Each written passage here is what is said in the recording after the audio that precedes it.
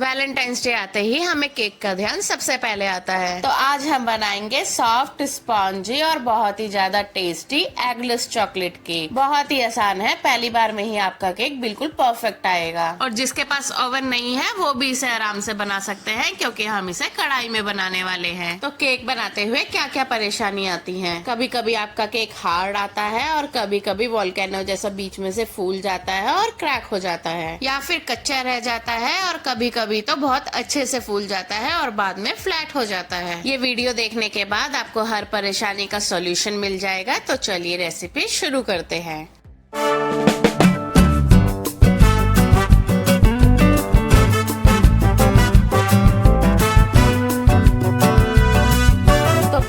हम ये कर लेंगे कि हम अपना टिन प्रिपेयर कर लेंगे, जिसके लिए हम जो टिन का बेस है उसके बराबर का बटर पेपर कट कर लेंगे। तो लाइटली ग्रीस कर लेंगे हम अपने टिन के बेस को और साइड्स को भी। तो आपके पास केक टिन है तो वो ले लीजिए, नहीं तो आप इसे किसी भी बर्तन में भी बना सकते हैं। तो यहाँ पे मैंने लगा लिया है इसके बेस में भी बटर पेपर और साइड्स में भी। तो चलिए इसे रखते हैं साइड और अब केक का बैटर रेडी कर लेते हैं। तो अब एक छन्नी ले लेते हैं और छन्नी में ले लेते हैं 1 कप मैदा। यहाँ पे हम जो भी इंग्रेडिएंट्स लेंगे केक बनाने के लिए वो एकदम लेवल करके लेने हैं। तो 1 कप मैदा के साथ यहाँ पे जाएगा 1 टीस्पून बेकिंग पाउडर। अब डालते हैं इसमें 1/4 cup cocoa powder. Chocolate cake बना रहे हैं ना, इसलिए कोको पाउडर डालेंगे। और साथ में ही डालेंगे 1 चुटकी नमक, जो इसमें फ्लेवर्स को बैलेंस करेगा और टेस्ट को इनहेंस करेगा। हमें इस केक को बहुत ही ज्यादा सॉफ्ट और स्पॉन्जी बनाना है। इसके लिए बैटर में होनी चाहिए बहुत सारी हवा। अब ये हवा कहाँ से आएगी? तो बैटर में हवा इनकॉर्पोरेट करने के लिए ये जो हमारे ड्राई इंग्रेडिएंट्स है ना, हमें इन्हें अच्छे से छानना होगा। तो अब इन्हें मिक्स कर लेंगे। ये तो हो गए हमारे ड्राई इंग्रेडिएंट्स, इन्हें हम रखते हैं एक साइड में। और अब हम रेडी कर लेते हैं अपने वेट इंग्रेडिएंट्स, जिसके लिए हम लेंगे 1 कप पिसी हुई चीनी। यहाँ मैंने 1 कप चीनी ली है और इसे मिक्सी में अच्छे से पीस लिया है। साथ में ही जाएगा 1 कप दही। तो हम घर में रेगुलर दही यूज करते हैं, बस वही लेनी है। अब जो चीनी हमने डाली है उसे पहले हम दही में अच्छे से डिसॉल्व कर लेते हैं। तो ये देखिए चीनी और दही आपस में अच्छे से मिल चुका है और ये एकदम क्रीमी और थिक हो चुका है। बस अब हम इसमें ऐड करेंगे 1/2 टीस्पून बेकिंग सोडा। अच्छे से मिक्स कर लेंगे और इसे 5 मिनट के लिए रेस्ट करने देंगे। जब भी हम किसी चीज में बेकिंग सोडा डाल रहे हैं तो हमें ध्यान रखना है कि उस चीज में थोड़ा सा खट्टापन होना चाहिए। तो हमने यहाँ दही ऐड करी है ना, वो क्या होती है, थोड़ी सी एसिडिक होती है, खट्टी होती है, जिसकी वजह से बेकिंग सोडा एक्टिवेट हो जाएगा और कार्बन डाइऑक्साइड रिलीज करेगा। और ये देखिए इसकी वजह से दही में कितनी ज्यादा हवा भर गई है, कितने ज्यादा बबल्स आ गए हैं। इस बबल्स की वजह से ना केक बिल्कुल सॉफ्ट और जालीदार बनेगा। 5 मिनट में बहुत सारे बबल्स आ गए हैं। तो अब हम इसमें डालेंगे 1 टीस्पून वेनिला एसेंस। अच्छे से मिक्स कर लेंगे और अब इसको ऐड कर देंगे अपने ड्राई इंग्रेडिएंट्स में। बहुत ही हल्के हाथों से हमें इसे मिक्स करना है। किसी स्पैचुला से इसे कट एंड फोल्ड मेथड से मिक्स कर देंगे। बहुत ही ज्यादा फेंटेंगे नहीं, बहुत ही ज्यादा ओवर मिक्स नहीं करेंगे, क्योंकि अगर आपने ओवर मिक्सिंग किया या इसे अच्छे से फेंट लिया तो इसमें ग्लूटेन फॉर्म हो जाएगा, जिसकी वजह से आपका केक हार्ड बनेगा। अच्छे से मिक्स हो गया ना, तो अब हम इसमें डालेंगे 1/4 कप ऑयल। यहाँ आपको कोई भी न्यूट्रल फ्लेवर का रिफाइंड ऑयल यूज करना है, जैसे कि सोयाबीन ऑयल। कोई भी स्ट्रॉन्ग फ्लेवर्ड ऑयल जैसे कि olive oil, mustard oil, coconut oil का इस्तेमाल बिल्कुल नहीं करेंगे। मिक्स कर लेंगे और आप देखेंगे कि ऑयल अच्छे से इनकॉर्पोरेट हो गया है बैटर में। ये देखिए बैटर हमारा ड्रॉपिंग कंसिस्टेंसी का होना चाहिए। सेम यही कंसिस्टेंसी होनी चाहिए केक बनाते हुए। वेट नहीं करेंगे, बस जल्दी से अपना बैटर डालेंगे केक टिन में, जो हमने पहले से ही ग्रीस करके रखी थी। ऊपर से एक समान कर देंगे और इसको 1-2 बार टैप कर लेंगे ताकि ये अच्छे से सेट हो जाए। और यहाँ पे मैंने एक बर्तन लिया है जिसमें मैंने नमक डाल दिया है और इसके ऊपर स्टैंड रख के प्री हीट कर लिया है, यानी कि लो मीडियम फ्लेम पे हम बर्तन को गर्म कर लेंगे। अब इसमें रखेंगे केक टिन और ढक्कन लगा देंगे। गैस का फ्लेम हमें लो मीडियम में रखना है और इसे एक बार 30-35 मिनट के बाद चेक कर लेंगे। अगर कच्चा लगता है तो 4-5 मिनट के लिए और पका लेंगे। अगर आप ओवन में पका रहे हैं तो प्री हीट ओवन में इसे 180 डिग्री सेल्सियस पे 35 मिनट्स के लिए रख दीजिए। या फिर आपके पास सिलिकॉन मोल्ड है तो माइक्रोवेव कर लीजिए सिर्फ 4 मिनट के लिए। तो जितने में हमारा केक बेक हो रहा है इतने में हम चॉकलेट गनाश रेडी कर लेते हैं, और बनाएंगे भी बिना किसी हैंड ब्लेंडर के। तो चॉकलेट गनाश बनाने के लिए एक बाउल ले लेंगे और उसमें डालेंगे डार्क चॉकलेट। और जितना हम डार्क चॉकलेट डाल रहे हैं ना, उतने ही हम क्रीम डालेंगे। हमें कोई भी व्हिपिंग क्रीम लेने की जरूरत नहीं है, जो हम घर में यूज करते हैं ना अमूल की क्रीम, वही ले लेंगे बस। यहाँ डार्क चॉकलेट है इसलिए क्रीम सेम अमाउंट में जा रही है। अगर आप नॉर्मल चॉकलेट डालेंगे तो जितनी क्रीम है ना उससे आपको डबल चॉकलेट डालनी पड़ेगी। चॉकलेट अभी हार्ड है ना तो ये मिक्स नहीं होगी, तो इसे डबल बॉइलिंग मेथड से मेल्ट कर लेते हैं। तो एक बर्तन में पानी लेके उस पे ये बाउल रख देंगे जिसमें हमारी चॉकलेट है और गैस को ऑन करके धीरे धीरे पानी को बॉईल होने देंगे, जिसकी हीट से ये चॉकलेट मेल्ट हो जाएगी। डायरेक्ट हीट नहीं करते चॉकलेट को, नहीं तो चॉकलेट बहुत इजीली जल जाती है, इसलिए आप ऐसे ही मेल्ट कीजिए। चॉकलेट अच्छे से मेल्ट हो गई है और मिक्स करते करते इस पे ग्लॉसी लुक आ गया है। तो बस अब इसे गैस से उतार लेंगे और इसमें डालेंगे बटर। यहाँ मैं 2 बड़े चम्मच बटर यूज कर रही हूँ, जिससे इसकी शाइन, इसका टेक्सचर, इसका टेस्ट बहुत ही अच्छा आएगा। अब गनाश को आप 2 तरीके से केक पे लगा सकते हैं, या तो बिना विस्क करे और या फिर विस्क करके। विस्क करने से क्या होता है ना, इसमें थोड़ी सी हवा भर जाती है और जब आप केक पे कोई भी डिजाइन बनाते हैं तो इजीली आ जाता है। और बिना विस्क किया हुआ गनाश सिर्फ आपको कोटिंग के लिए यूज होगा। तो अगर आप विस्क करना नहीं चाहते तो रूम टेम्परेचर पे ही इसे आधा घंटा के लिए रेस्ट करने दीजिए, और अगर आपको विस्क करना है तो इसे आधा घंटे के लिए फ्रिज में रख दीजिए। इतने में हमारा केक भी रेडी हो गया है, तो चेक कर लेते हैं। देखिए वाओ, क्या खुशबू आ रही है इसकी, कितना अच्छा दिख रहा है देखने में भी। तो एक टूथपिक लेते हैं और इसे चेक कर लेते हैं। अगर टूथपिक पे गीला बैटर लगा हुआ है तो इसे आप थोड़ी देर के लिए और पका लीजिए। देखिए टूथपिक बिल्कुल साफ आई है, इसका मतलब केक अच्छे से पक गया है। तो इसे निकाल लेंगे बाहर और 5-10 मिनट के लिए रेस्ट करने देंगे। गरम गरम में ही डीमोल्ड नहीं करेंगे, नहीं तो केक अच्छे से निकलेगा नहीं, टूट जाएगा। देखिए केक थोड़ा सा ठंडा हो गया है, तो इसे डीमोल्ड कर लेते हैं। देख रहे हैं आप कितना प्यारा सा क्रस्ट आया है इसके ऊपर, और स्मेल भी बहुत अच्छी आ रही है इसमें से। बस अब इसे पूरी तरह ठंडा होने देते हैं, और आप चाहे तो इसे फ्रिज में भी रख के ठंडा कर सकते हैं। तो गनाश में हमारा पूरी तरह सेट हो गया है, ठंडा हो गया है, तो अब हम इसे मिक्सी कप में डाल देंगे। जी हाँ, बिना व्हिपिंग क्रीम के, बिना हैंड ब्लेंडर के हम इसे विस्क करेंगे मिक्सर कप में। बस ध्यान हमें ये रखना है कि गनाश हमारा अच्छे से ठंडा होना चाहिए, और जब हम इसे मिक्सर कप में विस्क कर रहे हो तो हर 10 सेकंड बाद इसे थोड़ा सा रेस्ट दे दें। कंटिन्यूसली नहीं चलाएंगे, नहीं तो मिक्सर कप गर्म हो जाएगा और गनाश भी हमारा गर्म होने के कारण अच्छे से विस्क नहीं होगा। हर 10 सेकंड बाद थोड़ा सा रोक के और फिर वापस से चलाएंगे, और देखिए यही कंसिस्टेंसी आ जाएगी आपकी, जैसे केक की क्रीम होती है ना, सॉफ्ट सॉफ्ट हवा भरी हुई, बिल्कुल वैसी। तो अब क्या करेंगे कि अपने केक को सोक करने के लिए इस पे डालेंगे शुगर सिरप, ताकि हमारा केक भी मॉइस्ट हो जाए और इसका क्रम भी सेटल हो जाए। तो यहाँ मैंने लिया है 1 पार्ट शुगर और 2 पार्ट पानी, यानी 2 चम्मच शुगर में 4 चम्मच पानी डाल के हमने इसे अच्छे से मिक्स कर लिया है, और ये शुगर सिरप जाएगा हमारे केक के ऊपर। अच्छे से स्प्रेड कर देंगे इसे, और अब इस पे डालेंगे चॉकलेट गनाश। तो गनाश को स्प्रेड करने के लिए आपके पास अगर नाइफ है तो ठीक है, नहीं तो आप इस तरह का चिमटा ले लें जो हर किसी के घर में इजीली मिल जाता है, और इसी की एक साइड से अच्छे से स्प्रेड कर लीजिए। इसे केक के ऊपर अच्छे से स्प्रेड कर देंगे और साइड्स में भी। केक तो हमारा रेडी है, लेकिन ये अभी दिखने में वैसा नहीं दिख रहा जैसे मार्केट वाला होता है। एक वो शाइन मिसिंग है, एक वो ग्लॉस मिसिंग है इसमें। तो वो बेकरी वाला शाइन, वो ग्लॉस इसे घर पे ही कैसे दे सकते हैं, जिसके लिए हमें गरम नाइफ से इसे ऊपर से भी और साइड से भी वाइप कर लेना है। नाइफ ठंडा हो जाए तो वापस से गरम कर लीजिएगा, और आप देखेंगे कि आपकी केक की वो ग्लॉस, वो शाइन वापस आ गई है। बस अब आप चाहे तो इसे ऐसे ही फ्रूट से डेकोरेट कर सकते हैं, या फिर पाइपिंग बैग से इसके ऊपर थोड़े से डिजाइन बना देंगे। अगर आपके पास पाइपिंग बैग ना हो तो घर में ये बहुत आसानी से बन जाता है। बस आपको एक कोन बनाना है, जैसे आप मेहंदी लगाने के लिए बनाते हैं, बिल्कुल वैसा ही, और कोन की टिप कट करके इसी तरह से आप डिजाइन बना सकते हैं। साथ में ही यहाँ पर मेरे पास कुछ डेकोरेटिव फ्लावर्स हैं। अगर आपके पास कुछ डेकोरेशन के लिए ना हो तो आप इस पे फ्रूट्स भी लगा सकते हैं। चेरी, स्ट्रॉबेरी, बनाना, ऑरेंज, मिंट, ये सब चॉकलेट के साथ बहुत अच्छे लगते हैं, तो आप इनमें से किसी भी चीज से डेकोरेट कर सकते हैं। और एक कंट्रास्ट लुक के लिए इसके ऊपर डालेंगे थोड़े से चोको चिप्स। कुछ स्ट्रॉबेरीज यहाँ मेरे पास हैं, तो इनके पीसेस मैं साइड्स में लगा देती हूँ, और बस आखिरी में इसके ऊपर लगाएंगे कुछ पर्ल्स। आपके पास जो भी हो केक डेकोरेशन का सामान, आप इसे उससे तैयार कर सकते हैं। जरूरी नहीं है कि आपको यही सामान लगाना है। फ्रूट्स है तो फ्रूट से डेकोरेट कर लीजिए, नहीं तो आप इस पर रियल रोजेस भी लगा सकते हैं, या फिर प्लेन भी बना सकते हैं। तो सिर्फ वैलेंटाइंस डे पे नहीं, मैरिज एनिवर्सरी पे भी और बर्थडेज में भी आप ये केक बना के एंजॉय कर सकते हैं। और जैसा कि आपने देखा, बिना ओवन के, बिना एग के और बिना हैंड ब्लेंडर के आप इतना अच्छा केक घर में ही बना सकते हैं। आशा करती हूँ आपको ये रेसिपी पसंद आई होगी। पसंद आए तो लाइक कीजिए, शेयर कीजिए, और चैनल पे नए हैं तो सब्सक्राइब कर लीजिए, वो भी बिल्कुल फ्री में। ऐसे ही बहुत सी रेसिपीज मैं आपके लिए लाती रहूंगी, तो चैनल पे बने रहिए। Thank you.